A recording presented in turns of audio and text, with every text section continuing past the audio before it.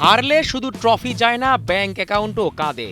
টি-20 বিশ্বকাপে ব্যর্থতার পর পাকিস্তান ক্রিকেটে নেমেছে কঠিন বার্তা। সেমিফাইনালের আগেই বিদায় নেওয়া দলটার প্রত্যেক ক্রিকেটারকে 50 লাখ পাকিস্তানি রুপি জরিমানা করেছে পাকিস্তান ক্রিকেট বোর্ড। খবরটি প্রকাশ করেছে দ্য এক্সপ্রেস ট্রিবিউন।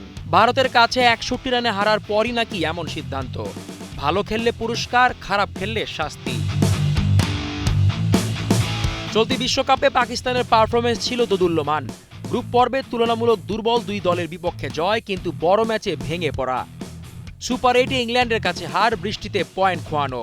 শেষ ম্যাচে জয় পেয়েও নেট রান রেটের সমীকরণে বাদ।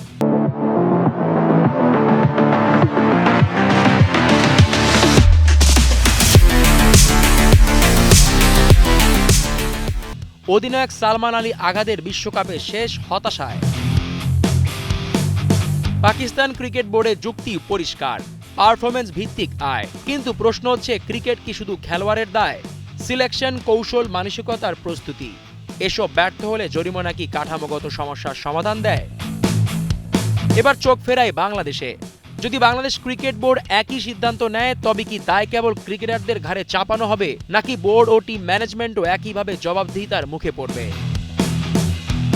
পাকিস্তান বার্তা দিয়েছে, ব্যর্থতার মূল্য আছে, কিন্তু ইতিহাস বলে শাস্তি সংস্কৃতি বদলায় না, বদলায় সিস্টেম। এখন দেখার বিষয়, এই 50 লাখ রুপির সিদ্ধান্ত সত্যিকারের পরিবর্তনের সূচনা, নাকি কেবল আরেকটা আলোচিত ঘটনা। জিসান আহমেদ, কালের কণ্ঠ।